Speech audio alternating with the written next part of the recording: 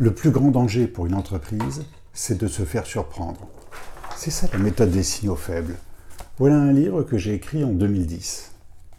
Dans ce livre, par rapport à l'article qu'on a vu sur le plus 7 degrés, j'explique que l'une des méthodes de la prospective par les signaux faibles, c'est d'aller dans un sens ou d'aller dans l'autre sens. On était sur le climat et la prévision était grosso modo par le GIEC d'une température de plus 1,1 à plus 6 ou plus 8 degrés. Plus 1,1, on est arrivé à plus 1,5 au niveau de la COP 21. Or, on peut imaginer d'une part que la température pourrait baisser à moins 2 degrés. Que devient par exemple le Gulf Stream avec une augmentation de la température, l'acidité des océans? Est-ce qu'il va s'enfoncer?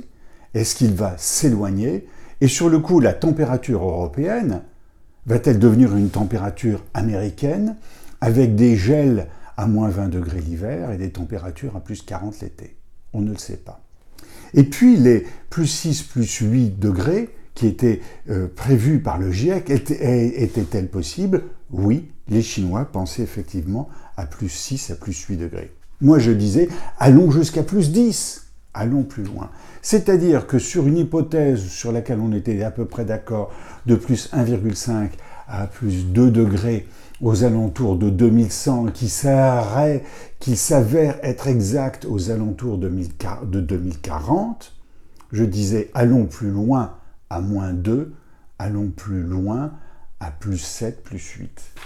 Et c'est cet article, sorti cette semaine, au mois de septembre 2019, plus 7 degrés, c'est possible. Eh bien, c'est cela la prospective. La prospective, c'est ce que je décris dans ce livre, Méthode et pratique de la prospective par les signaux faibles, paru il y a à peu près un an, fin 2018. La prospective, c'est cela. Imaginez une chose et son inverse. La prospective, ce n'est pas de dire quel est le futur, mais quels sont les futurs.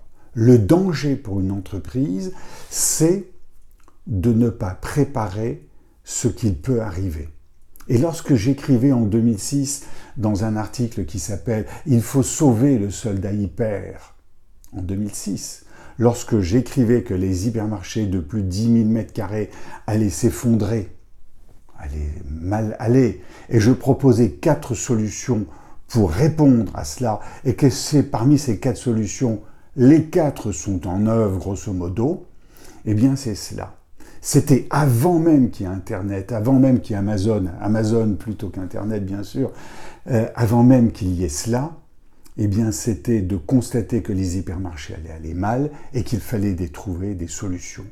Oui, le rôle de la prospective par les signaux faibles, c'est bien cela, éviter à une entreprise de se faire surprendre. Et c'est cela qui est le plus important.